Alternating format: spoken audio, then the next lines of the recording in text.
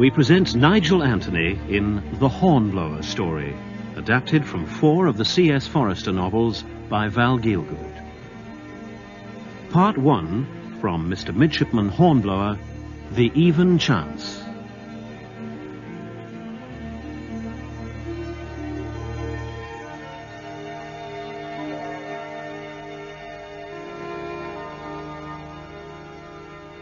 "3 days since, a gentleman called upon me from London.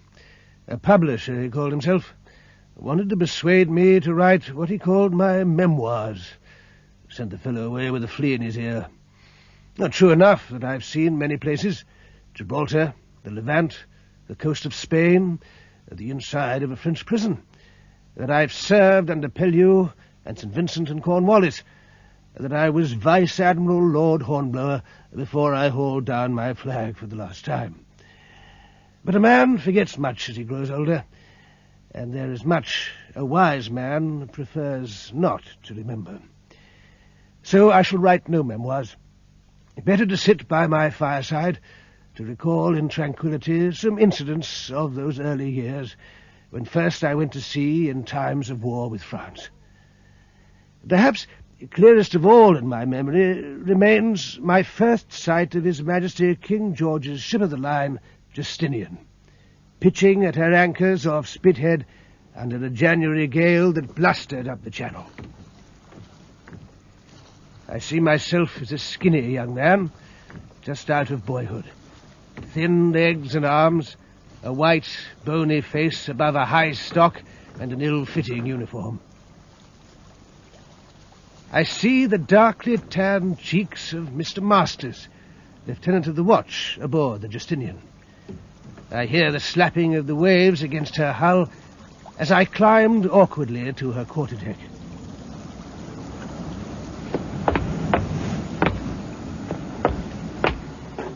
Come aboard, sir. Your name?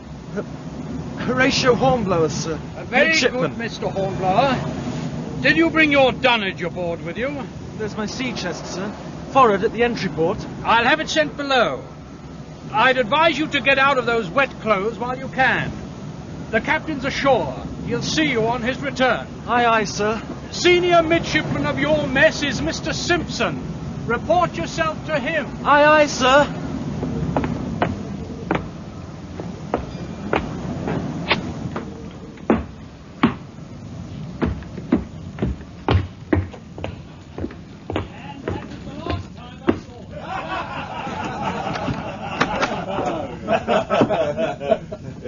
And who the devil may you be? My name's Hornblower, midshipman. Would you be Mr. Simpson? A poor name, but mine own. I can only suppose you boarded this ship to thrust yourself among your betters. Be a nuisance to those who have to teach you your duties whilst beating the French. The King's latest bad bargain.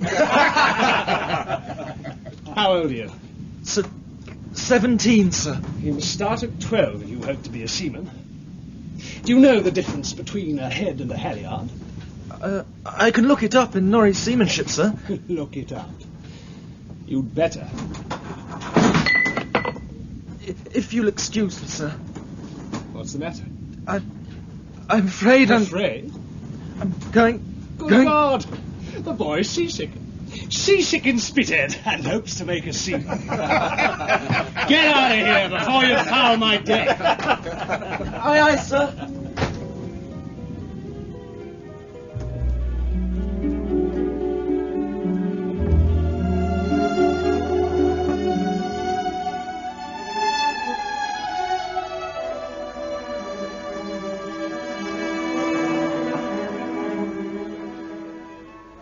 It was a bad enough beginning. A beginning to days of loneliness and misery for a boy shy and unsure of himself, who found the midshipman's berth occupied by men all a good deal older than he, who for the most part ignored him. Nor was there much in his first interview with Captain Keane to console or encourage him. So you're a doctor's son, I see. Yes, sir. Born July the 4th, 1776. 5 years before I was posted as captain. Yes, sir. If you wanted to make a career for yourself, young man, you should have picked a lord for your father. How far did your education go? Greek and Latin, sir. So you can construe Xenophon as well as Cicero. Not very well, sir. Better if you could foresee a squall in time to get gallants in. The Navy has no use for ablative absolutes. I have a fair grounding in mathematics, sir. Sines and cosines. Well, they have their uses. Well, obey orders, learn your duties, and not much harm can come to you. Thank you, sir. One thing more, Mr. Hornblower. I hope you pay attention to the senior warrant officer of the midshipman's berth, John Simpson. I do my best, sir. Yeah, that is well. Mr. Simpson has ability. He is also his own worst enemy. He was given rank as acting lieutenant, which would have been confirmed had his mathematical knowledge been sufficient to make him a reliable navigator. And so he conceives himself to have a grievance. Once went so far as to address a superior officer as a turnip head. Study, Mr. Simpson, Mr. Hornblower, and profit by what you see and hear.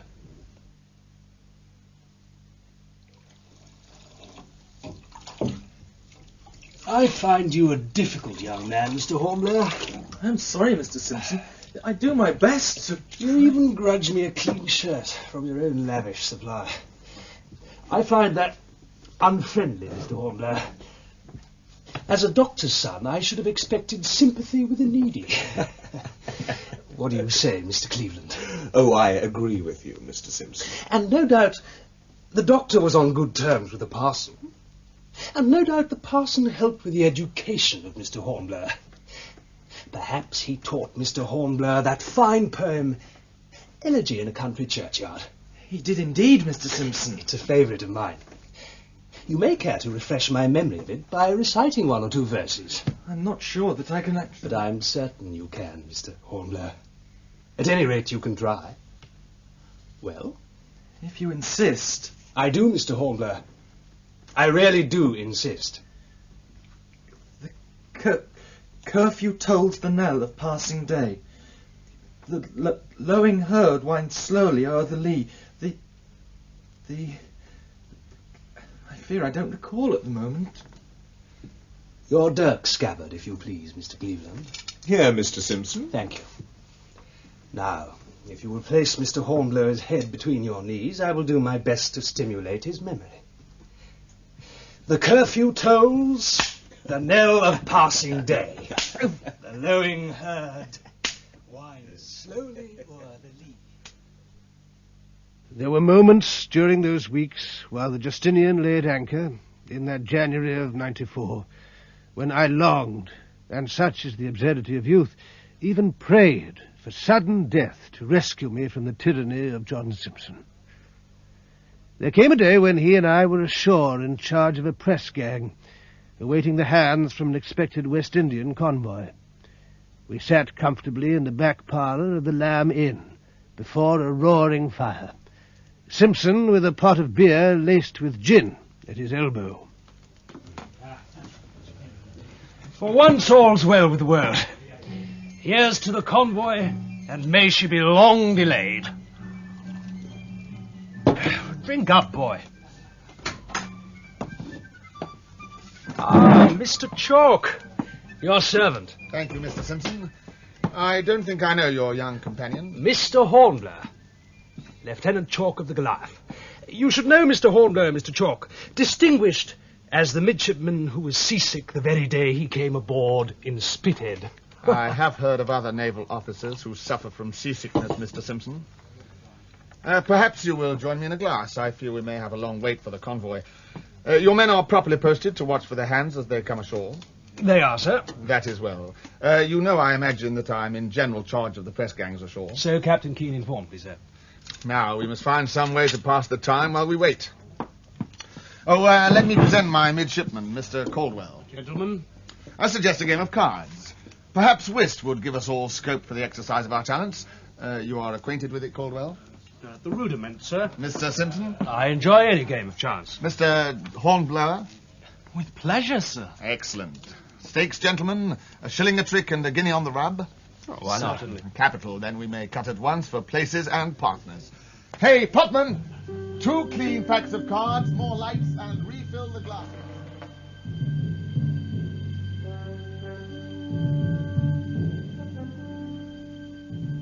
As it happened, I had learnt whist in a good school, with my father, his friend, the local parson, and the parson's wife.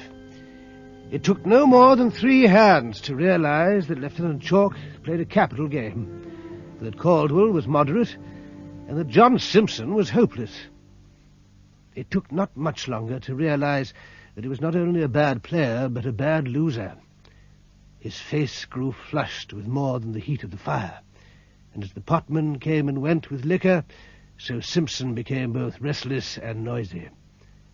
My luck was in, and it was obvious that Lieutenant Chalk was relieved to have me for his partner.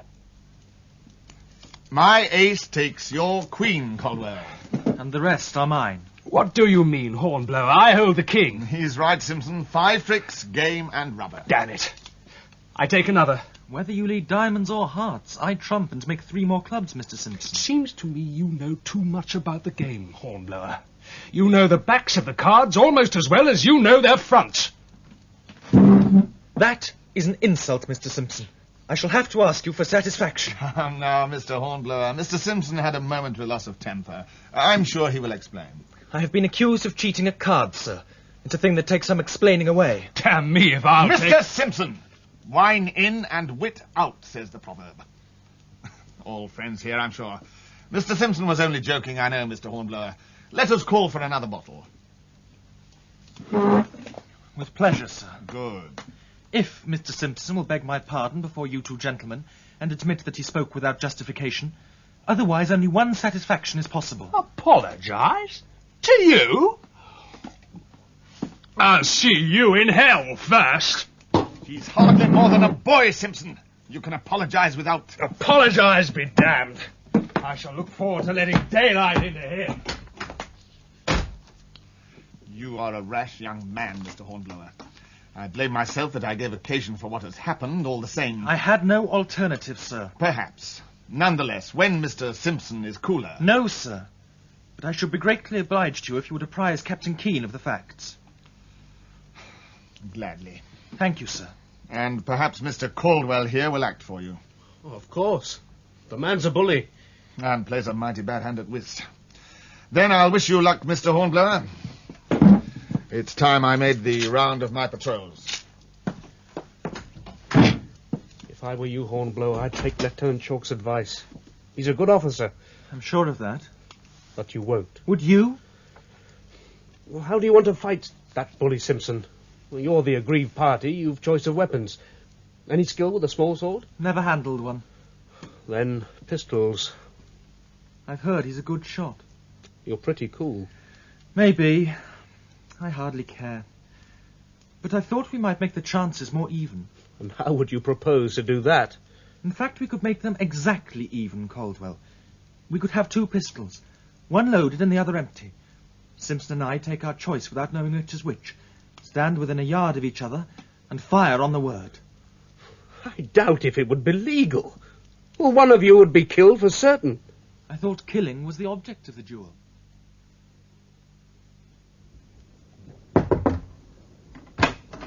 You wanted me, sir? I did, Masters. It's this absurd business of a meeting arranged between young Hornblower and John Simpson. Yes, sir? It shouldn't take place. Not, sir? Confound it, man. My officers have better things to do than to try to kill each other, especially when our country is at war. Quite so, Captain Keene, sir. But when a ship is at anchor for weeks on end, That may be an explanation. It is not an excuse. I want you to settle this business. Attempts have been made, sir. Both men are very stubborn. One is a boy, the other is a bully. I tell you, Lieutenant Masters, it won't do. Everyone in the ship is aware of the facts of the case.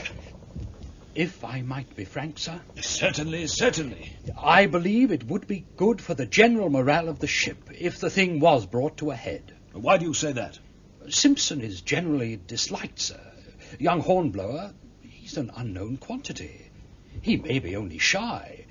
He may be too big for his boots. But under the conditions demanded by Hornblower, confound him, one or the other is almost certain to be killed. Exactly so, sir. Oh, you like the idea. It would solve problems, sir. If you mean what I think, I don't like it. Now, see here. I rely on you, masters, to do your very best to achieve an accommodation. An accommodation. You understand? Why insist on satisfaction, Mr. Hornblower?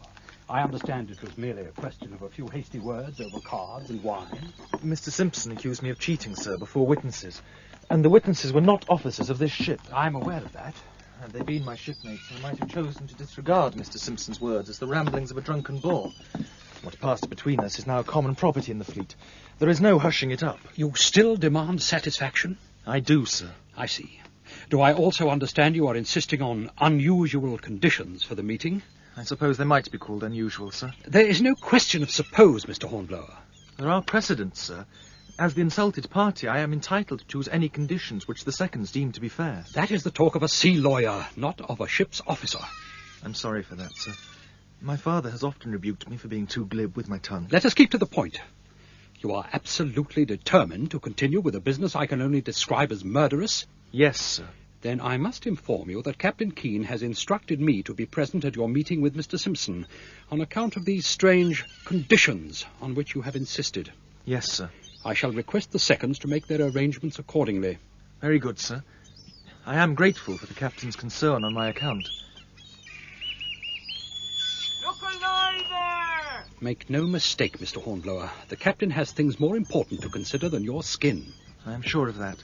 The feeling is mutual. Mr. Hornblower, are you a prig or a fool? Sometimes I have asked myself that question, sir. Indeed, and have you answered it?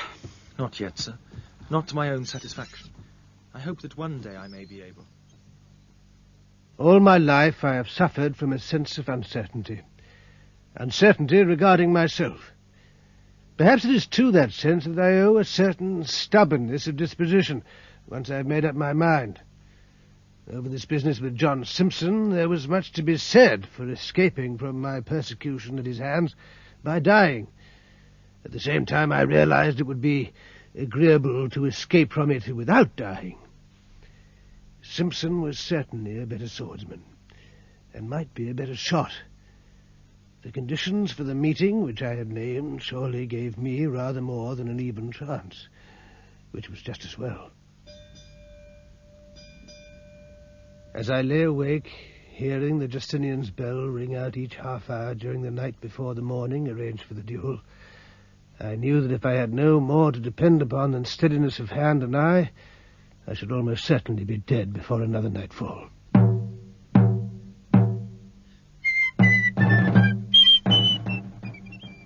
An hour before dawn, Reveille. Caldwell was waiting for me at the jetty with a hackney coach.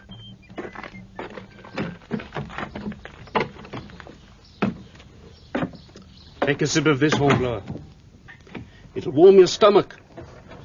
You've no special need for a steady hand this morning. Thank you, no. I had some tea before coming ashore. The others will be there before us. I saw the quarter boat heading back just before I reached the jetty. The Sawbones is with them. Well, God knows what use he can be in the circumstances. No doubt he'll do his best. How do you feel? Well enough, I think.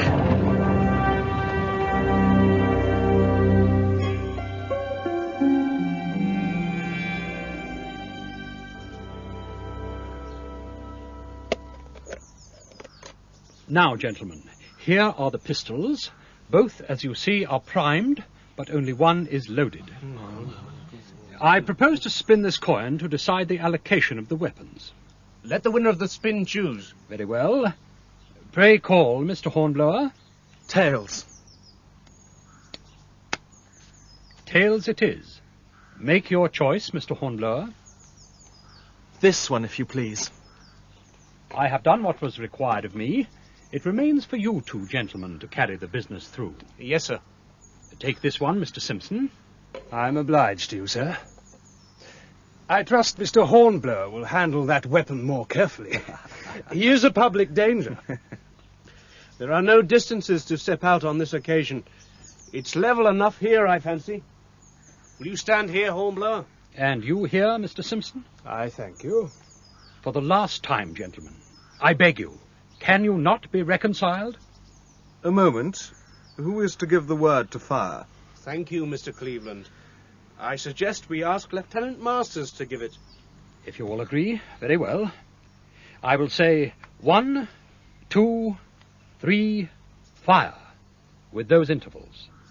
On that last word, you may fire at will. You are ready? Yes.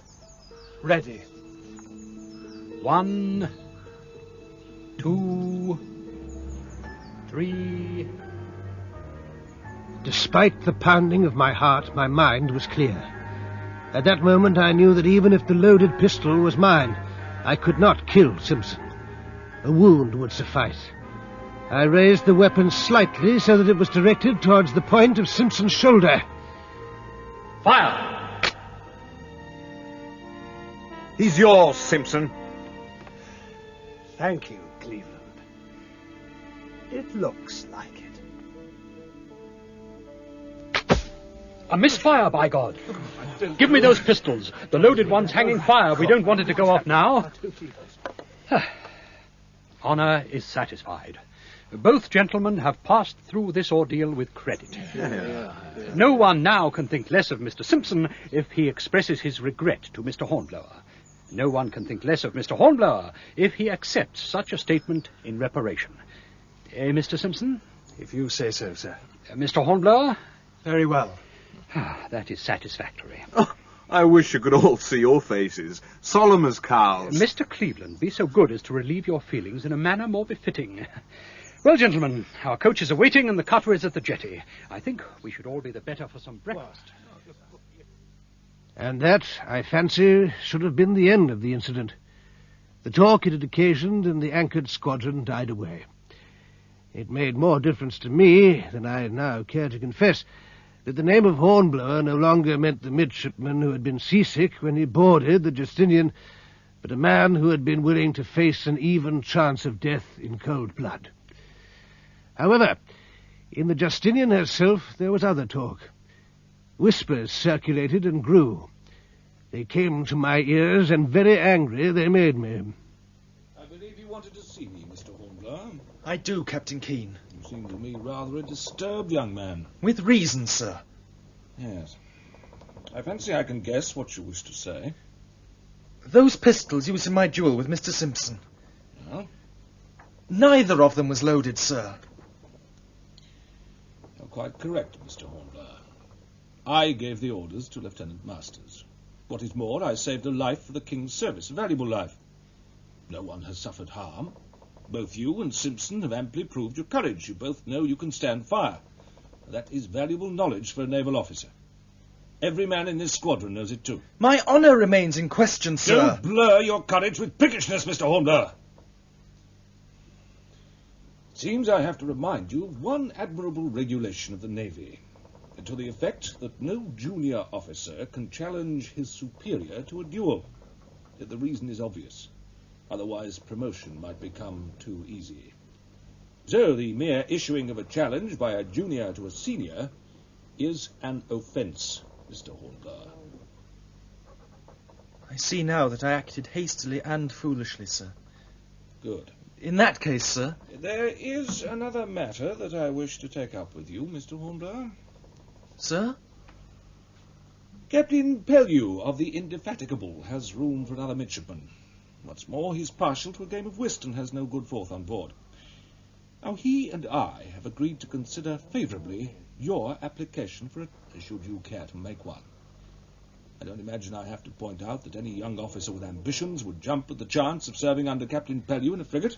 No, sir. Prize money, distinction, promotion, you can reasonably hope for all of these. Of course, I would not wish to influence you unduly, Mr. Hornblower, but I do not think that I am exaggerating when I say it is the opportunity of a lifetime. It is more than good of you, sir. I hardly know how to thank you. At the same time, you accepted me as a midshipman in the Justinian. Of course, I must stay with you. Thank you, Mr. Hornblower. However, I am going to insist on your accepting the offer. But Captain Keene... As Lieutenant Masters has, I gather, intimated to you, this ship is not the place for a young man of promise. The midshipmen are older than they should be. So you see, I do have the good of the service in mind. I hardly know what to say, sir. Now then say nothing. Simply accept Captain Pellew's invitation. It would make things easier for me if you did. It would also make things easier for John Simpson. You understand? Aye, aye, sir. I understand. And I appreciate your frankness and advice, sir. Then it remains for me to wish you the best of good fortune under your new command, Mr. Hornblower. I was never to know exactly what was in Captain Keen's mind. The good of the service, the future welfare of a midshipman he hardly knew, Captain Pellew's need of a fourth at whist, the desirability of separating John Simpson from myself. At the time, I could only think of the frigate Indefatigable sailing free for the Bay of Biscay and operations off the coast of France. Of Sir Edward Pellew, with his reputation as a frigate captain. For the first time, I think, I was convinced that I had a future as a naval officer.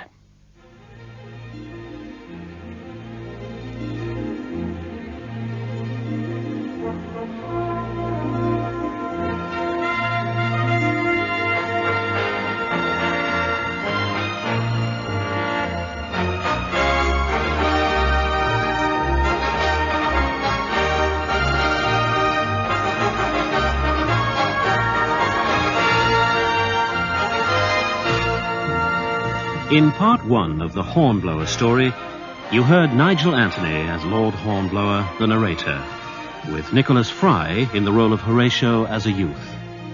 Lieutenant Masters was played by Anthony Wingate, Mr. Midshipman Simpson, Ralph Lawford, Captain Keen, Charles Foster, Mr. Midshipman Cleveland, Paul Hertzberg, Lieutenant Chalk, Ian Flintoff, and Mr. Midshipman Caldwell, Keith Ladd. The musical score is composed by Johnny Pearson.